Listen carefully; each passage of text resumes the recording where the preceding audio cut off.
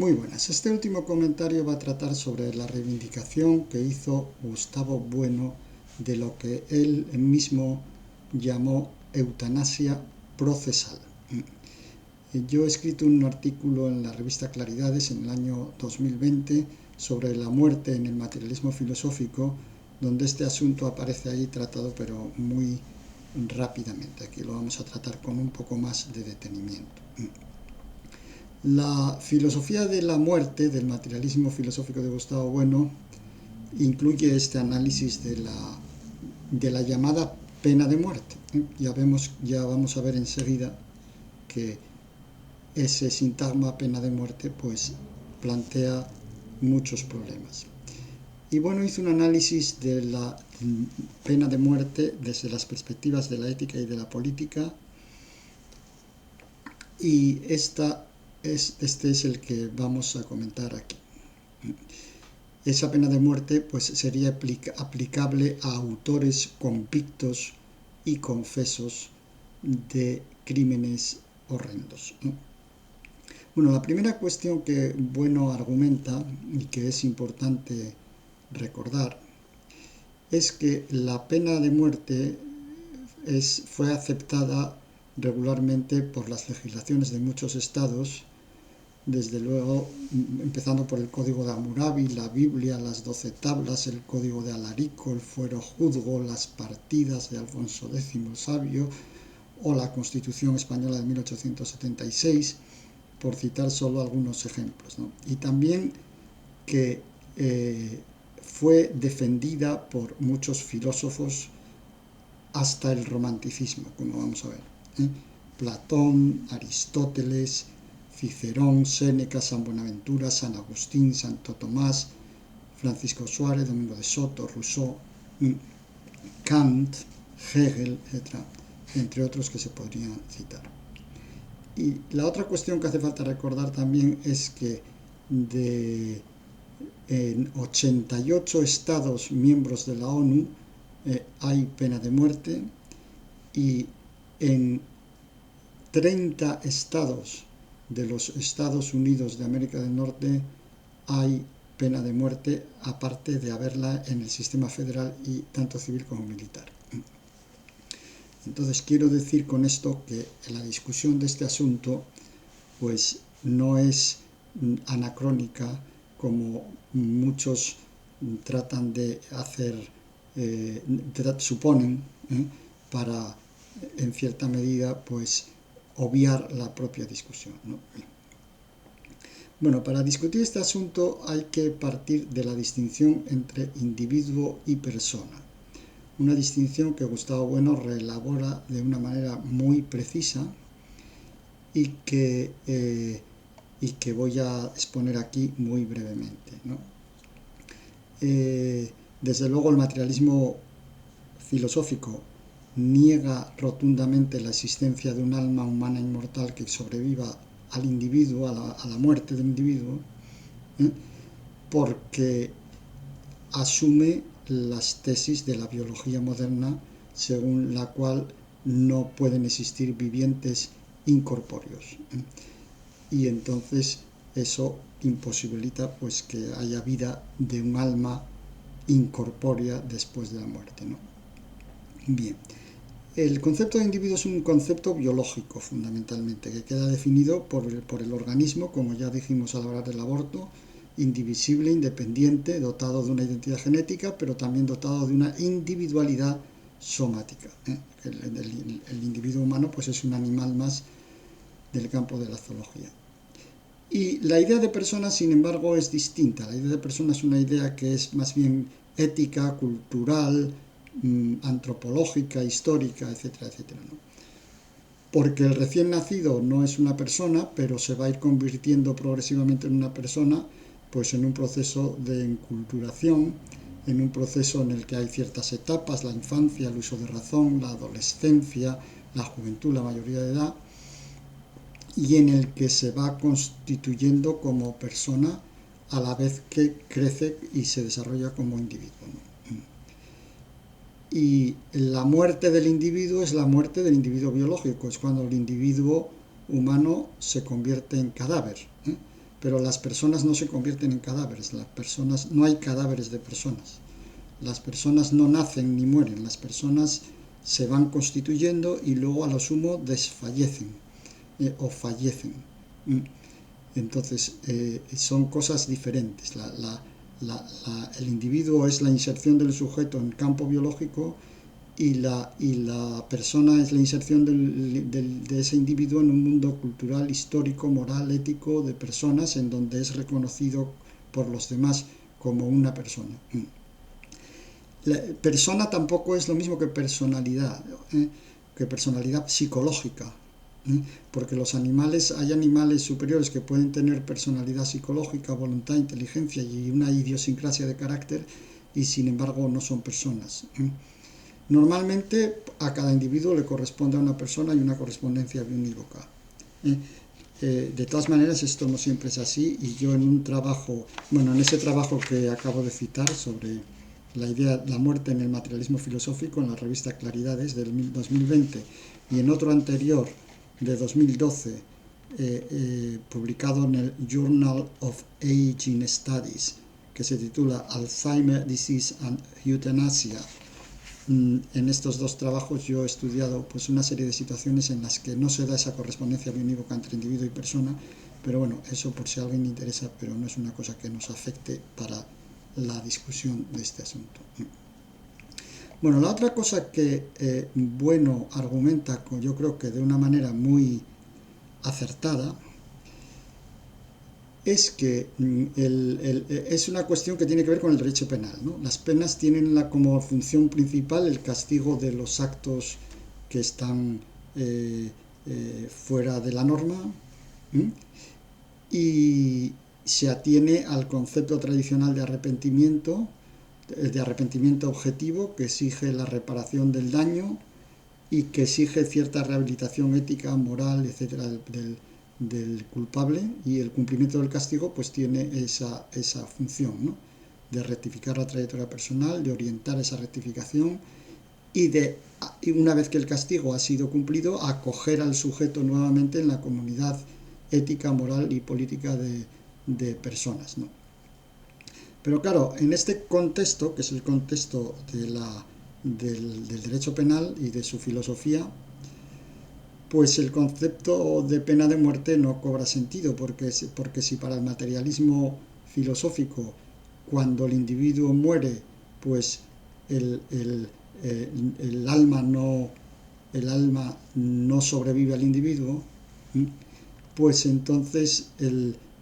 concepto de pena de muerte se desmorona, ¿no? El concepto de pena de muerte solo tendría sentido desde una filosofía que defienda que el alma sobrevive al individuo, que es inmortal, y que entonces sufre la pena de perder el cuerpo, que sería como una especie de amputación o de mutilación. Pero desde los presupuestos del materialismo, que niega la inmortalidad de las almas, pues es imposible dotar de sentido a la idea de pena de muerte. Entonces, bueno, por eso propone el concepto, sustituir la pena de muerte por el concepto de eutanasia procesal, es decir, una buena muerte que se da al ajusticiado en el contexto de un proceso penal, ¿no? Bien. Y esta eutanasia procesal, Bueno la justifica de dos maneras. Una que podríamos llamar ética y otra que podríamos llamar más bien política, ¿no? La justificación ética es que cuando estamos hablando de individuos que son autores convictos y confesos de crímenes horrendos, pues se supone que no puede haber arrepentimiento, porque si el sujeto se arrepiente, pues no podría sobrellevar ese arrepentimiento, no podría asumir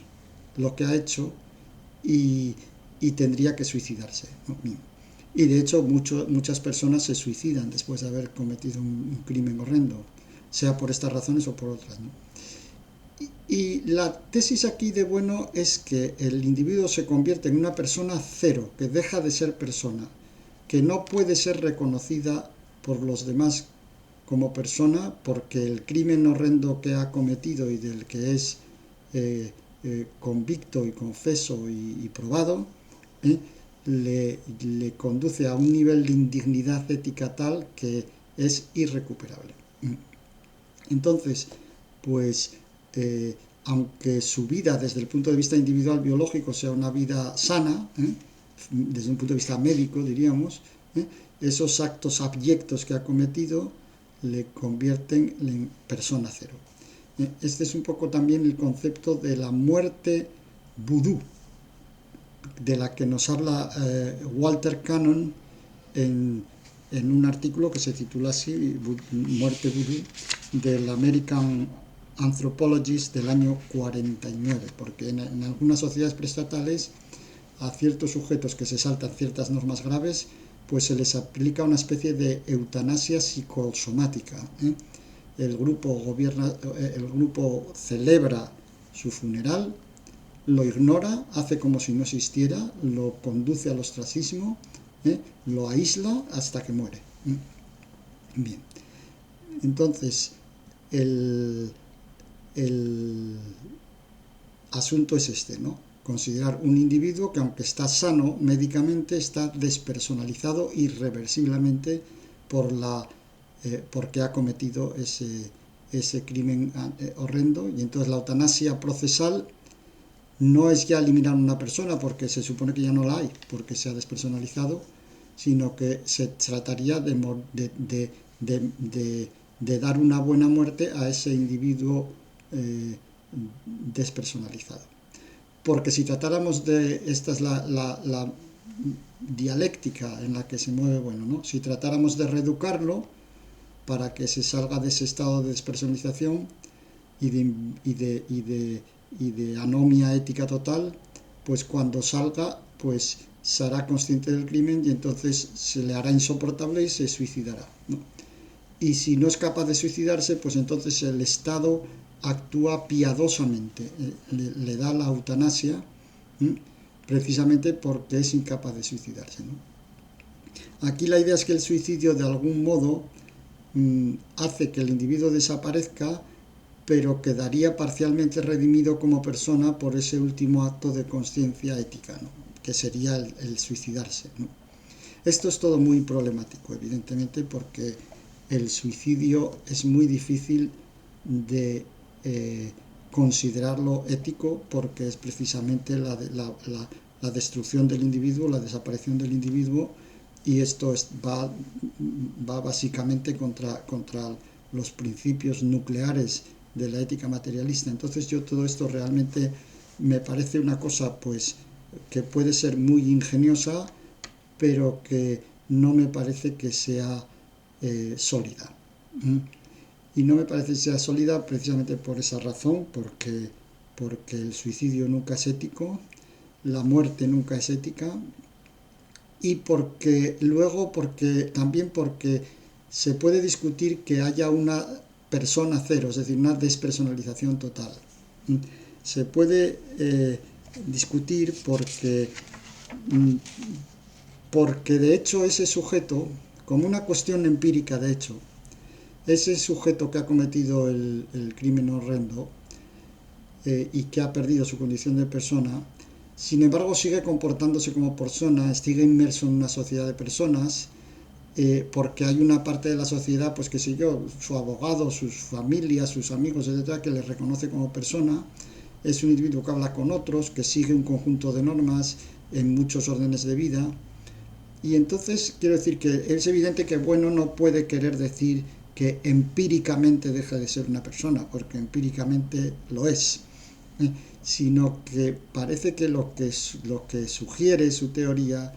es que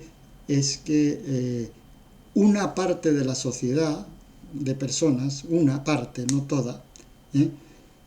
dicta de un modo axiológico su inexistencia como persona, un poco como en la muerte vudú de Cannon, ¿no? Y entonces es como una especie de prescripción moral de un grupo enfrentado a otros, pero esa prescripción moral de un grupo enfrentado a otros no queda fundamentada en ninguno de los principios éticos de bueno. y entonces yo no veo qué fundamentación ética puede tener esto. Incluso y admitiendo esto solamente a efectos polémicos, si suponemos que el criminal horrendo ha dejado de ser persona, de ello tampoco se deduce que haya que matarlo, porque tampoco matamos a los animales que no son personas y que no actúan éticamente, o que incluso cometen cosas cuya interpretación ética sería discutible, y sin embargo no se les mata. No se les mata por esa razón, se les podría matar por otra, pero no por esa razón. Entonces quiero decir con esto que todo esto yo lo veo muy oscuro y muy difícil de fundamentar éticamente el proceder de la eutanasia esta procesal que llama bueno. Luego, por otro lado, está la justificación política de la eutanasia procesal, porque también esto está en el asunto, ¿no? Se podría no justificar éticamente la eutanasia procesal, pero que hubiera una justificación política que se sobrepusiera sobre la justificación ética, como por ejemplo cuando el Estado está amenazado de muerte, pues el hecho de que los ciudadanos tengan que ir al combate y morir en defensa del Estado, pues desde luego es antiético, sin duda, porque produce todas esas muertes y más todavía en el enemigo, pero sin embargo tiene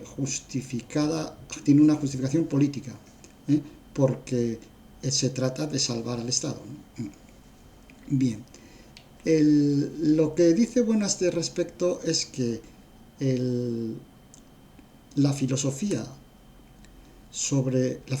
política que tiene que ver con la eutanasia procesal ha variado significativamente a partir del romanticismo. Todavía Kant, Immanuel Kant, en la primera parte de la Metafísica de las Costumbres, que se titula Principios Metafísicos del Derecho, en el año 1797, pues defiende la pena de muerte, y defiende la pena de muerte deduciéndola de la ley del talión, curiosamente, ¿no? Pero bueno, dice que, claro, los estados modernos de partidos y sus filosofías del Estado asociadas, en donde el Estado aparece muchas veces como una asamblea de individuos atómicos distributivamente considerados que brotaran del territorio espontáneamente aislados, ese tipo de teorías del Estado, consensualistas, etc., perdón, pues no tienen, diríamos, una teoría de la pena de muerte asociada, o de la eutanasia procesal, porque no se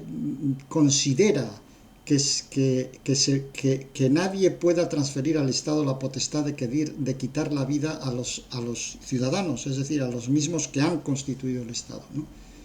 Y entonces es aquí donde surge la teoría romántica de la pena como reeducación, como reinserción meramente funcional, no ética, ni moral, ni política. Y podría decirse que en estos estados de partidos modernos de la sociedad capitalista de consumo pletórico, pues como Dios no existe, pues entonces todo está permitido, e incluso el crimen horrendo está permitido, y siempre que el individuo se reinserte funcionalmente en la sociedad. Claro, la idea de eutanasia procesal se basa en el supuesto contrario, en el supuesto de que la vida humana individual no es el valor supremo, no es un valor absoluto, metafísico, no es el valor que funda el Estado ni que justifica el Estado, y entonces por eso es posible que el Estado pues dispense esa eutanasia procesal. Una teoría que por lo demás en el ejercicio es una teoría que no está representada, pero en el ejercicio está funcionando cuando se admite, por ejemplo, que determinadas personas pongan en riesgo su vida o den su vida para salvar la de los demás o para salvar la marcha del Estado, etcétera, etcétera. Bien. Entonces, desde el punto de vista político, diríamos que la justificación de la eutanasia procesal podría formularse de esta manera, si yo no lo entiendo mal, ¿no? A saber, que es la propia sociedad política, como una sociedad de personas, la que pone unos límites efectivos que nunca pueden ser traspasados y que se consideran infranqueables. Y entonces no se trata ya de castigar, porque el concepto de pena aplicado a la pena de muerte es inconsistente, como es un sinsentido, como hemos dicho. Tampoco se trata de disuadir, porque también se sabe con bastante precisión que la pena de muerte no puede ser incluso un aliciente para que actúen los delincuentes, es decir, que no disuade, ni tiene esa función de ejemplaridad. Tampoco hace falta entenderla como una defensa del grupo frente al criminal, porque esa defensa podría hacerse de otra manera, sino que sencillamente se trataría de decir, creo entender yo en bueno, que la sociedad política marca unos límites a las conductas de los ciudadanos que no pueden ser traspasados, porque la sociedad se ha dado misma un código, se ha dado a sí misma un código de una serie de conductas que no están permitidas de ninguna manera, y que el que las realice pues se enfrenta a su propia eliminación, ¿no? Bien, hasta aquí tal como yo soy capaz de reconstruir la fundamentación o la justificación política de la eutanasia procesal. Y para terminar, pues un comentario a esta justificación, ¿no? Yo creo que esta justificación que acabo de formular, esta justificación que podríamos llamar política de la eutanasia procesal, no es realmente política. Vamos a ver si me explico. Es política solo en un sentido oblicuo. Es política porque, bueno, pues porque queda recogida en las leyes de un Estado, porque está sometida a un proceso judicial, y porque es el Estado el que administra la eutanasia de una manera pautada y reglada, etcétera, etcétera, ¿no? Pero no es directamente política en el sentido de que la eutanasia procesal o su ausencia, su presencia o su ausencia en un Estado, no marca la eutanasia del Estado, no afecta a la buena marcha o a la viabilidad del Estado, porque existen muchos estados políticos viables, cuyo ordenamiento jurídico no contempla la pena de muerte. Existen otros que sí, pero otros que no. Y entonces eso lo que implica es que el Estado es viable sin tener eutanasia procesal. Y aparte, el caso ese que citaba yo antes de Walter Cannon, en el artículo ese de Voodoo Dead, la muerte vudú, también nos muestra que la muerte, que esta eutanasia procesal, esta muerte vudú, pues aparece en instituciones prestatales, ¿no? Prepolíticas. Y entonces, ¿eso qué quiere decir? Pues que entonces no, que la justificación no es directamente política, es de este otro orden, ¿no? Yo creo que la defensa que hace bueno, o que hizo bueno, de la eutanasia procesal no es una defensa práctica, o sea, no persigue la implantación práctica política de la eutanasia procesal, yo creo. Bueno, en algunos textos parece que sí, pero vamos, yo creo que siendo un poco, viendo los textos o balanceándolos, equilibrando unos con otros, da la impresión en otros textos de que bueno, se da cuenta de que los inconvenientes prácticos de la implantación de la eutanasia procesal, pues pueden ser mayores que las eventuales ventajas que pudiera tener. Entonces,